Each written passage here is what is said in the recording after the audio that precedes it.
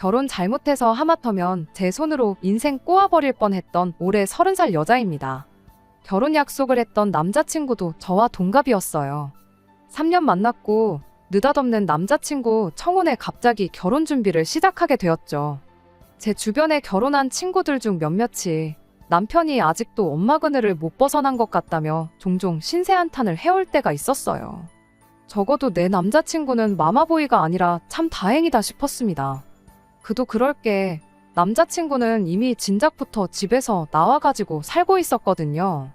독립해서 산다고 해서 엄마 그늘을 벗어나고 독립심이 다 강한 사람인 거냐 물으신다면 그 말에는 아니라고 대답할 수밖에 없겠지만 적어도 남자친구는 자기 나름대로의 비전을 가지고 있는 사람이었습니다. 남자친구 부모님께서는 남자친구가 사자 들어가는 전문직을 갖기를 원하셨다고 해요. 그런데 이미 고등학교 때부터 자기는 문과 공부에 흥미가 없고 이과 쪽이 잘 맞는다는 걸 알아서 부모님 반대에도 불구하고 학교도 자기가 자신 있어 하는 쪽으로 진학을 했다 합니다. 사자 전문직만큼은 아니지만 중견급 회사 들어가서 연봉도 솔찬히 받고 있는 상황이고요. 아무튼 그 덕에 남자친구가 부모님과는 사이가 안 좋다는 이야기까지 저한테 했던 적이 있어요. 엄마가 시키는 거 반대로만 한다고 집에서 자기를 청개구리라고 부른다나요. 부모님하고 사이가 안 좋은 게 결혼하면서 고려해야 할 사항은 아니지만 적어도 엄마 그늘 벗어나지 못해 엄마 없으면 자기 혼자 결정도 못 내리는 그런 한심한 인간은 아니겠구나 생각했어요. 그런데 마마보이만 조심했지 세상에 남자친구가 누나보이일 줄은 생각도 못했습니다. 누나보이라는 말도 남자친구 때문에 처음 알았네요. 말씀드렸다시피 남자친구가 저런 인간이라는 걸 알기 전에는 자기 미래 계획을 구상하고 실천하는 데 있어서 정말 칼 같은 사람이라 생각했습니다. 어린 나이에 벌써부터 자기 적성을 알고 부모님 반대에도 불구하고 대학교를 선택했던 것부터 전공을 살려 취직까지 한 것까지 거기에 군대랑 복학에 졸업하는 날짜까지 미리미리 계산해 타이밍 맞춰서 26살 나이에 군 문제도 해결하고 졸업까지 했죠. 군대에서도 가만히 있던 게 아니고 취직에 도움될 만한 관련 자격증 같은 것도 알아서 다 취득해 놓았대요. 그야말로 철두철미한 사람이었죠. 상황이 가능만 하다면 나이 30 돼서 결혼하는 것 또한 원래 자기 인생 계획이었다고 하더라고요. 회사 들어가자마자 자기 벌이가 얼마나 되는지 계산해 그거에 맞춰 돈을 어떻게 모을지 다 맞춰 놓았고 그렇게 30살 나이로 제게 청혼했을 때 이미 남자친구 수중에는 1억이라는 돈이 있었어요. 오히려 군대도 안 갔는데 2년 먼저 취직해놓고 모아놓은 돈 8천이 전부에 그마저도 남들보다 잘 모은 거 아닌가 하고 자화자찬하고 있었던 제 스스로가 다 부끄러울 정도였지요. 동갑내기인데도 여러모로 배울 점이 많은 사람이라 생각했어요. 그런데 이 모든 것들이 남자친구가 알아서 한 게 아니라 하마터면 내 예비신우가 될 뻔했던 남자친구 누나의 개입이 있었던 거였네요. 뭐 동생 앞길 좋은 길로 이끌어줬으니 그걸 나빴다고만 할 수는 없으려나요. 문제는 정말 남자친구의 모든 것에 누나가 안 들어가 있는 게 없을 정도였어요. 심지어 나한테 청혼한 것도 누나의 입김이 있었던 게 정말 소름이었죠. 남자친구의 청혼을 받고 나서 결혼식 날짜는 언제쯤이 좋으려나 싶었는데 남자친구가 그것도 자기가 다 생각해놓은 날이 있다고 하면서 우리 연애 시작한 기념일 날짜를 말하더라고요. 보통은 남자들이 기념일 같은 거 잘 안 챙기고 그런 날짜 기억하는 데에도 무딘 편이잖아요. 그런데 정확한 날짜까지 기억해서 의미 있게 그날에 결혼하자는 것도 한편으로는 참 낭만적이게 들렸습니다. 그때는 남자친구의 본 모습을 모르고 있었으니 아마 콩깍지 때문에라도 더 좋게 보였을 수도 있겠다 싶네요. 아무튼 문제는 기념일에 맞춰서 결혼하기에는 조금 시간이 빠듯해 보였어요. 덕분에 조금 급하게 결혼 준비를 하기 시작했습니다. 양가 부모님께 인사도 토요일 일요일 하루씩 해서 같은 주에 인사를 드렸죠. 남자친구가 자기 입으로 부모님이 하라는 거 반대로만 해서 부모님과 사이가 안 좋다고 말했었는데 막상 인사를 드리러 가니 그건 그냥 남자친구 혼자만의 생각이었다는 걸 알게 되었어요. 자기는 아니라고 생각할지 몰라도 옆에서 보기에 부모님 두 분 다 아들 아끼는 게 눈에 다 보일 정도였거든요. 남자친구가 대학 갔을 때부터 자취한다고 쭉 떨어져 지냈는데 집에 자주 찾아가지 않았었나 봐요. 아버님은 그냥 자주 못 보는 아들 오랜만에 봐서 그런가 시선이 아주 남자친구한테 고정이 돼가지고 계셨고, 어머님 또한 말 한마디 할 때마다 아들 등을 쓸어주고 손등을 어루만져주고, 사이가 나쁘다는 말과는 다르게 엄청 사랑받고 있구나 싶은 느낌이었어요. 대화 중 어머님이 젊은 놈 고집이 저렇게 세서 제대로 여자친구나 만나려나 싶었는데 어디서 이렇게 참한 사람을 데려왔냐며 덩달아 저도 좋아해 주셨죠. 한두 번 봤다고 해서 그 사람의 모든 걸 파악할 수 있는 건 아니겠지만 적어도 결혼해서 고부 갈등이나 시부모님과의 문제로 속 썩을 일은 없겠구나 싶었어요. 저희 부모님께서도 남자친구가 아주 딱 부러지고 사람이 옹골차 보인다고 마음에 들어 하셨습니다. 그간 제가 워낙에 남자친구에 대해서 좋은 이야기밖에 안 했어서 더욱더 그랬던 걸 수도 있겠네요. 아무튼 양가 부모님께 인사도 드린 마당에 저희가 정해놓은 결혼식 날짜에 맞추려면 하루도 낭비하기가 아까운 시간이다 보니 내친 김에 상견례도 바로 그 다음 주에 진행해버렸습니다. 상견례 분위기도 엄청 좋았어요. 남자친구네 아버님이랑 저희 아버지가 고향도 마침 동양에 심지어 학교까지 같은 학교를 나오셨던 거예요. 남자친구 아버지 나이가 저희 아버지보다 더 많았다 보니 같은 시기에 학교를 다닌 건 아니었는데 선생님 한 분 이름이 나와가지고는 상견례 자리라는 게 무색하게 두 분이 의기투합해가지고는 선배님 후배님 하면서 두 분이서만 따로 이야기꽃을 피우셨지요. 양가 부모님들끼리도 저렇게 관계가 좋은데 그때까지만 해도 누가 이 결혼을 반대하겠나 싶은 생각이 들 정도였죠. 상견례 자리에서 한참 이야기를 나누던 중 결혼식은 언제쯤 하는 게 좋겠냐는 이야기가 나왔었어요. 뭐 어디 용한분한테 가서 좋은 날짜를 받아와야겠다니 그런 이야기가 오가길래 저희가 사실 생각해둔 결혼 날짜가 있다고도 말씀드렸어요. 워낙에 분위기가 좋아서 그랬나 자식들이 영특해서 부모들이 알아볼 게 없다면서 그런 사소한 것까지 다 칭찬을 해주시더라고요. 달리 당신들이 해줄 건 없고 그냥 너네들 결혼할 때 해달라는 거 다 해주겠다는 이야기까지 나왔죠. 예단 예물 같은 허례허식도 하지 말고 마지막 10원 한 장까지도 자식들 미래를 위해 지원해주자는 식으로 상견례는 분위기 좋게 마무리되었어요.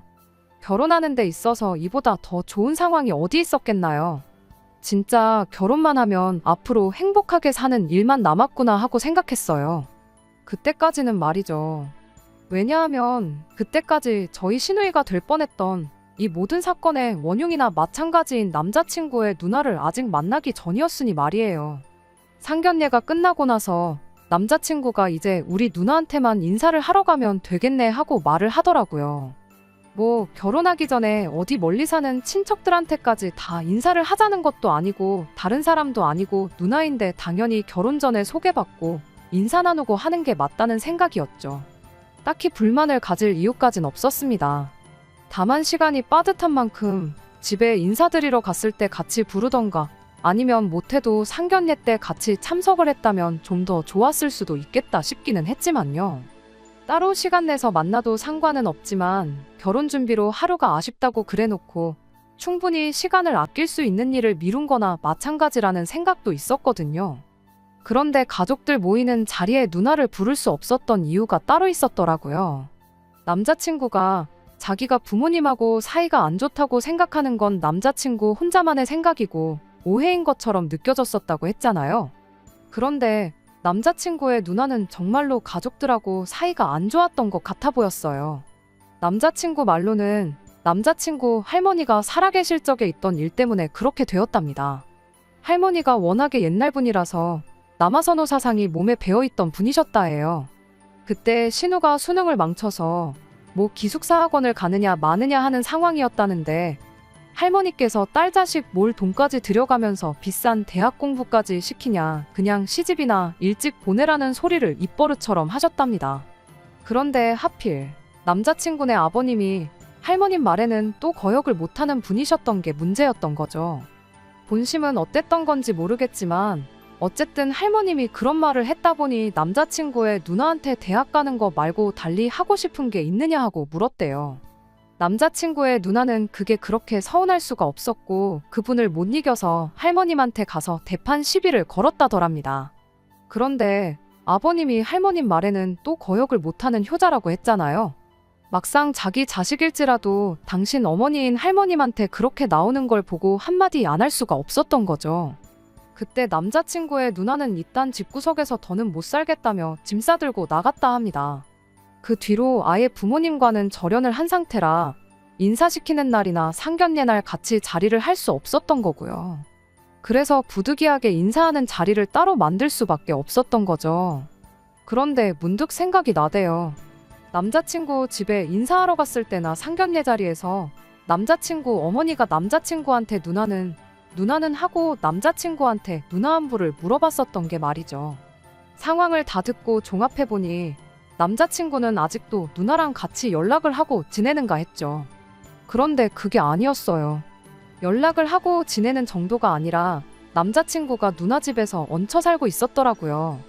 3년 연애했지만 항상 데이트 끝나면 남자친구가 저를 집에 바래다 줬지 제가 남자친구를 집까지 바래다 준 적은 없어서 그 사실을 여태 몰랐던 거죠. 집에서 데이트를 했던 것도 아니고 집 나와서 살고 있다길래 혼자 사는 줄 알았지. 그래도 그게 뭐 대수냐 싶긴 했어요. 말해줄 때까진 몰랐을 사실이지만 제가 딱히 물어본 적도 없고 막말로 뭐 동년배 여자랑 같이 사는 것도 아닌데 누나랑 사는 게 잘못된 건 아니잖아요. 남자친구 부모님 딴에도 누나 소식이 궁금하기도 하고 여자 혼자 사는 게 걱정되기도 했을 텐데 동생이 같이 살아주면 얼마나 안심이 되었겠나요. 아무튼 그렇게 남자친구의 누나를 처음 만나게 되었습니다. 그 첫 인상은 정말이지 강렬했어요. 외모가 엄청 예쁘다거나 그래서는 아니에요. 집은 어디 동네 구석진데 귀신이라도 나올 것만 같은 오래된 빌라에서 살고 있었는데 저 온다고 재력이라도 뽐내고 싶었던 건지 머리핀부터 양말까지 아주 명품이 아닌 게 없었어요. 집에서 만나는데 식탁 위에 명품백은 왜 꺼내놓았나 싶었고 말 한마디 할 때마다 왼손으로 머리를 쓸어 올리며 그 명품 머리핀을 만지작거리는데 동시에 손목에 차고 있는 명품 시계도 보란듯이 짤랑거리는 겁니다. 앞만 봐도 일부러 저 보라고 집에 있는 거 다 끄집어낸 다 티가 났어요. 테이블 위에 외제차 로고 대빵만하게 박혀있는 차키까지 아주 완벽한 세팅이었죠.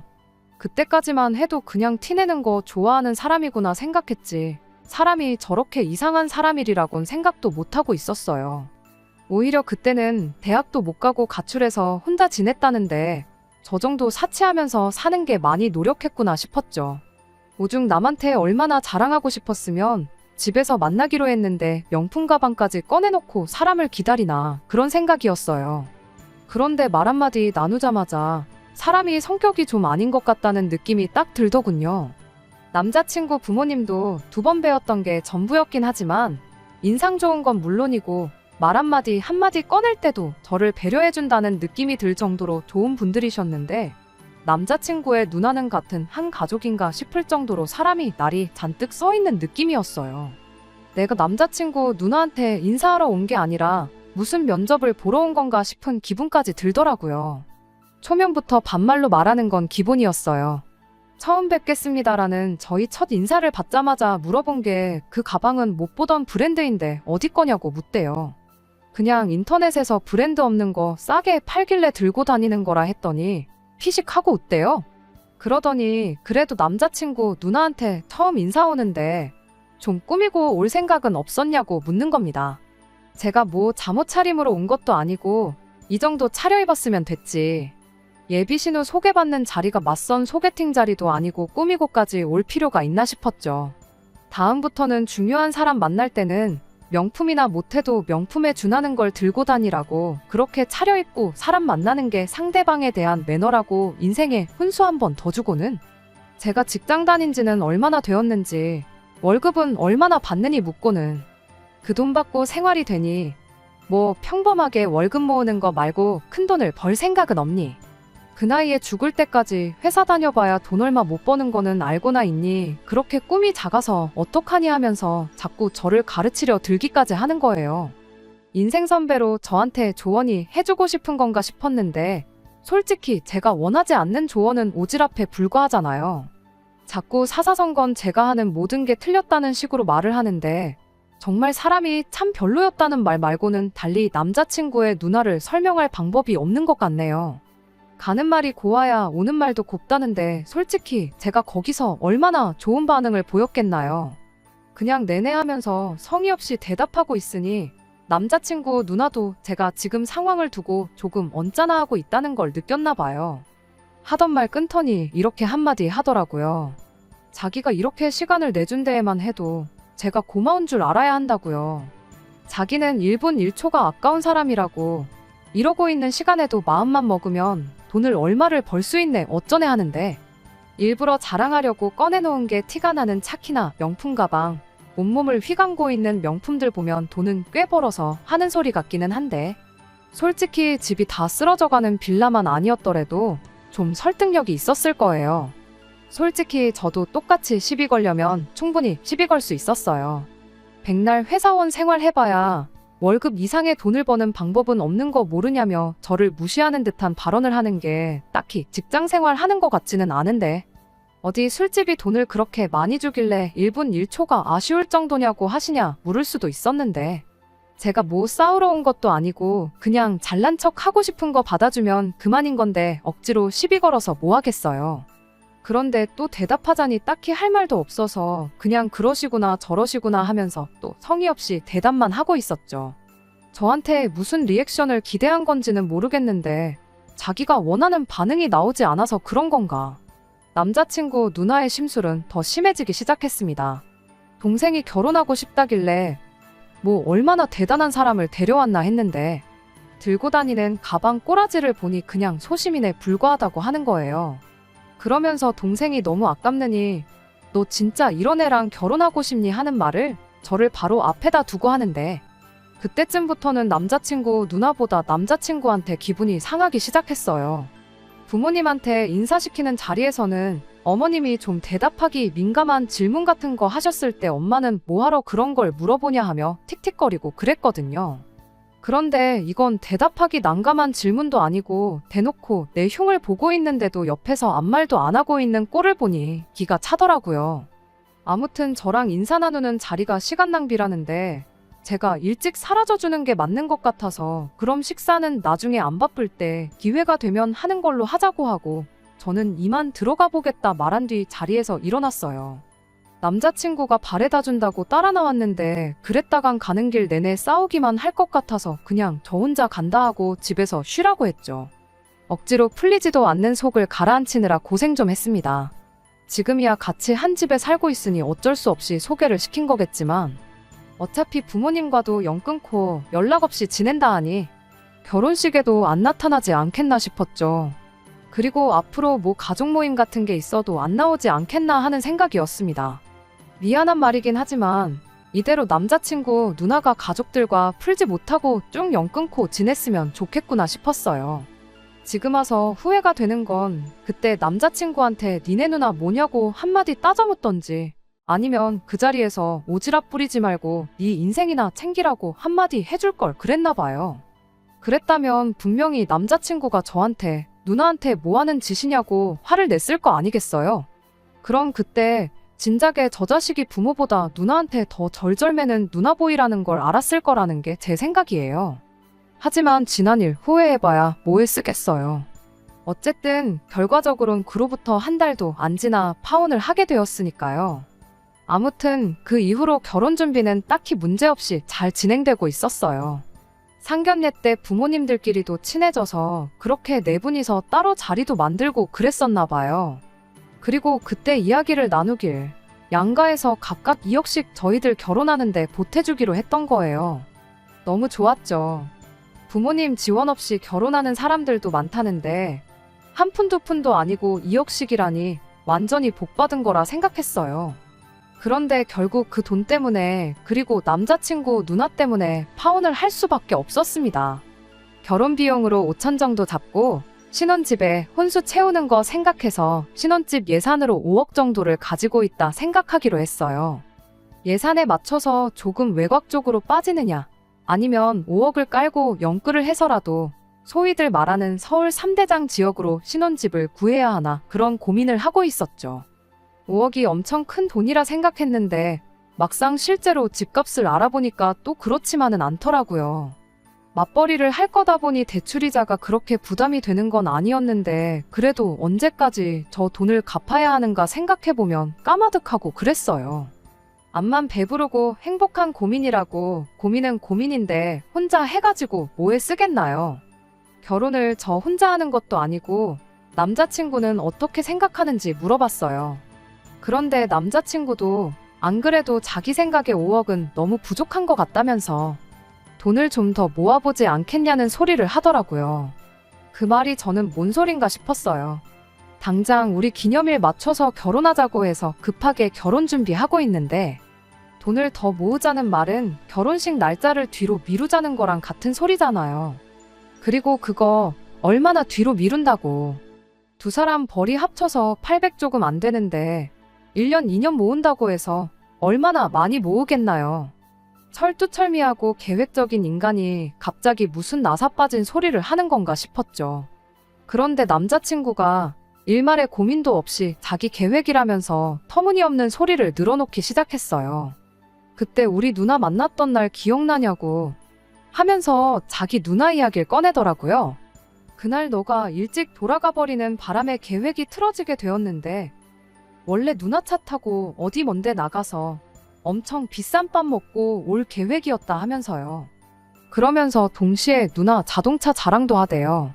그 차가 우리나라에 몇 대 없는 차라고 그 차 타고 다니고 있으면 지나가는 사람들이 다 쳐다보고 그런다고 하면서요.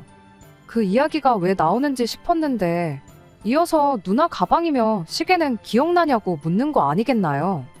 그날 자기 누나가 저한테 못다한 자랑을 대신 해주려는 건가 싶었고 그래서 제가 기억난다고 대답했어요. 누가 집안에 있으면서 비싼 시계랑 가방을 꺼내놓냐고 보통 사람은 안 그러지 않냐고 일부러 빈정거리는 말투로 대답했는데 남자친구는 누나 이야기하면서 신이 난 건지 그걸 칭찬으로 받아들였나 봐요. 암만 명품에 관심 없는 척 해도 너도 어쩔 수 없는 여자라고 그게 엄청 비싼 건지는 알고 있었구나 하면서 시계도 웬만한 국산차 한 대 값은 되고 가방도 뭐 그냥 돈이 있다고 해서 살 수 있는 가방이 아니래요. 평소에 그 명품 매장에서 돈을 좀 써야지 그 가방을 살 수 있는 자격을 준다나 어쩐다나요? 신혼집 이야기를 꺼내자마자 이어진 난데없는 누나 자랑에 다른 것보다 느낌이 쎄했어요. 아니나 다를까 우리 누나가 엄청 대단한 사람이라고. 대학도 안 나왔는데 어떻게 저렇게 큰 돈을 벌었는지 궁금하지 않냐고 묻는 겁니다. 그래서 제가 하나도 안 궁금하다고 그냥 물어본 말에다 대답하라고 그렇게 한마디 했어요. 제가 안 궁금하다고 대답을 할 거라곤 예상을 못한 건지 바로 말을 잇지 못하대요. 한참을 말없이 있다가 그제서야 그냥 본론을 꺼내더군요. 우리 누나가 다른 것보다 돈 꿀리는데 아주 재주가 있다고 지금 누리고 사는 것만 봐도 설명이 되지 않냐면서요. 그러더니 일단 우리 결혼하고 나서 바로 집을 구하는 게 아니라 지금 이 집 그러니까 지 누나 집에 들어가 살면서 부모님이 지원해준 돈에 우리 돈까지 합친 5억 8천 거의 6억에 육박하는 그 돈을 누나한테 굴려달라고 부탁을 하자는 겁니다. 누나가 관리해주면 금방 불어날 거라면서 이왕 내친 김에 월급도 누나한테 맡기고 돈 불려줄 때까지 누나한테 용돈 타서 쓰자고요. 요즘은 서울 외곽 지역도 좋은 아파트 들어가려면 10억은 우습게 줘야 한다고 5억 가지고는 아무것도 못하는 거 모르냐고 5억 대출받아 갚을 생각 해보라고 은퇴할 때까지 평생 빌린 돈만 갚다가 우리 젊은 시절 다 끝날 거라면서요. 그런데 누나가 한 1년 정도 우리 돈 굴려서 2배로 만들어주고 자기는 딱 2억만 먹고 나머지는 우리 다 준다고 했답니다. 그러니까 누나한테 부탁하고 일단 누나 집에 1년 정도만 들어가서 살아보자는 소리를 하는데 여태까지 알고 있던 내가 결혼까지 결심하게 만든 그 야물딱진 사람 입에서 나오는 소리가 맞나 싶었어요.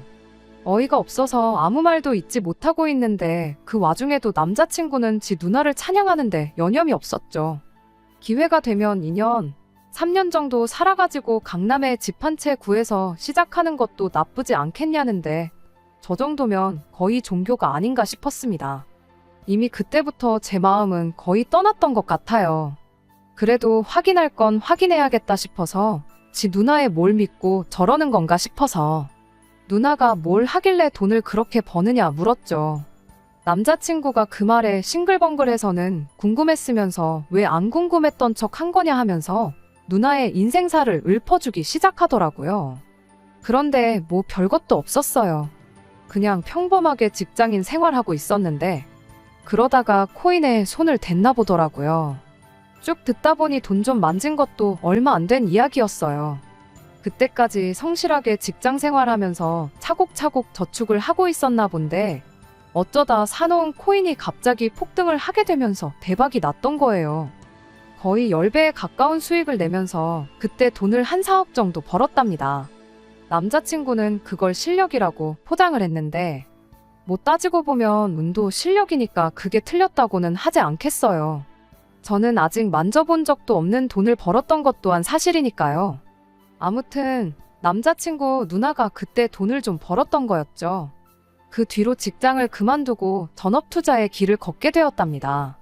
외제차랑 명품 같은 것도 그때 다 샀던 거랍니다. 문제는 그때 벌었던 4억을 다 써버린 게 문제였던 거죠. 쉽게 번 돈, 쉽게 쓴다는 말이 무슨 말인지 딱 알겠더라고요. 아무튼 그렇게 일확천금으로 돈맛을 한번 벌었으니 이제 이래서 쥐똥만한 월급으로는 만족은 못하겠는데 다시 돈을 굴리자니 그때는 모아놓은 돈이라도 좀 있었으니 대박도 내고 그랬던 건데 지금은 그렇게 번 돈 거의 다 써버리고 땡전 한 푼 없는 상황이 돼버린 거잖아요.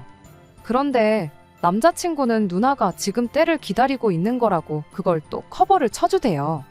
아무 때나 투자해서 돈을 버는 그런 호락호락한 시장이 아니라고 누나가 다 타이밍을 잡고 확신이 있으니까 우리 돈을 불려준다고 하는 거 아니겠냐 하는데 그때 깨달았죠. 남자친구 누나가 이젠 일은 감질나서 못하겠고 또 어떻게 그때 대박냈던 것처럼 손맛을 보고는 싶은데 당장 돈 나올 구석이 없으니 동생한테 결혼하라고 부추긴 겁니다.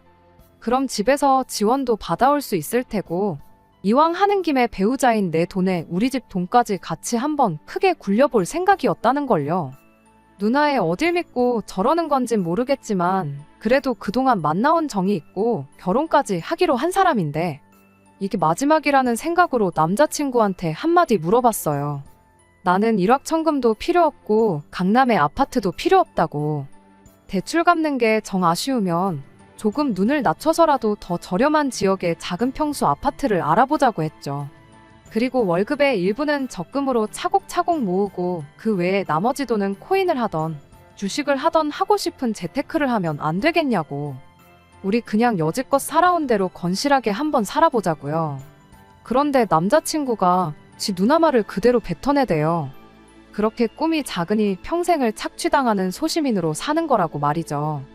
아무리 봐도 남자친구 누나가 남자친구와 비교해서 잘난 거 하나 없는데 어쩌다 코인으로 운 좋게 큰돈 한번 벌었다고 한들 어떻게 저렇게까지 고집을 부릴 수 있는 건가 싶었죠. 결국 저는 남자친구를 말릴 수 없었어요. 그렇게 2주 정도 더 남자친구를 설득해봤지만 남들처럼 평범하게 살고 싶어서 저랑 결혼을 하려고 했던 게 아니라는 말만 할 뿐 도무지 생각을 고쳐먹지 않더군요. 우리가 만약에 모아놓은 돈이 한 푼도 없었고 양가 지원도 없는 그런 상황이었더라면 누나 집에서 신세 지면서 차곡차곡 돈 모아 우리 삶을 꾸리자고 저렇게 고집을 부리는 거였더라면 암만 남자친구 누나가 별로인 사람이었을지라도 그렇게 하자고 했었을 겁니다. 그런데 우리가 피땀 흘려 모은 돈뿐만 아니라 없는 형편에 자식 행복 빌어준다고 최대한을 만들어준 부모님 돈까지 누나한테 맡기자고 하는 사람과 결혼을 한다는 건 말도 안 되는 일이었죠. 결국 그렇게 며칠간의 고심 끝에 저는 결국 파혼을 선택하게 되었습니다. 차라리 남자친구가 마마보이였다면 결혼을 했었을 거예요. 어머님이 그만큼 좋은 분이셨으니까요. 이러나 저러나 저희들을 위해 좋은 앞길을 조언해 주셨을 거 아니었겠나요. 차라리 마마보이가 낫지 누나보이는 정말 답도 없네요. 안녕하세요. 파혼하고 나서도 벌써 2달이 더 지났네요. 남자친구와 다시 잘해보기로 해서 이렇게 사연을 보내는 건 아닙니다. 그냥 그 뒤로 제가 궁금했던 사실 몇 개를 알게 되어서 혹시나 여러분들께서도 궁금하지 않을까 싶어 이렇게 다시 저희 이야기를 전하러 찾아오게 되었네요. 본의 아니게 남자친구네 집하고는 계속 연락을 하고 지내는 사이가 되었어요. 부모님들끼리 너무 죽이 잘 맞다 보니 파혼하게 된 건 아쉬운 일이지만 당신들끼리는 자주 연락하고 그러기로 했거든요. 그래서 본의 아니게 남자친구 이야기를 좀 전해 듣게 되었어요. 남자친구가 능력도 없는 누나를 맹신하게 된 데에는 다 이유가 있었습니다. 남자친구 부모님이 남자친구를 사자 들어가는 전문직으로 키우고 싶었던 건 사실이었어요. 부모님 뜻보다 돌아가신 할머님 뜻이 그랬답니다. 그런데 그걸 반대했던 게 남자친구가 아니고 남자친구 누나였대요. 정확히 왜 그랬는지는 모르지만 동생 혼자 지원받는 게 배가 아팠던 거겠죠. 다행히 그게 남자친구 적성에도 맞는 일이었고 그걸로 대학도 가고 취직도 했으니 결과만 두고 본다면 좋은 일이긴 했지만 남자친구한테는 그런 사소한 것 하나하나가 누나 말을 들으면 손해보는 게 없다는 생각을 갖게 만들었던 것 같아요. 애초에 남자친구 누나한테 대학 말고 다른 일을 하고 싶은 게 없냐고 물어봤던 것도 남자친구 누나가 공부를 그렇게 잘하는 사람이 아니었다네요. 대학을 안 보내준다는 게 아니라 다른 거 하고 싶은 게 있으면 지원해주겠다는 뜻이었는데 그걸 제멋대로 해석하고 집을 나가버렸던 거고요.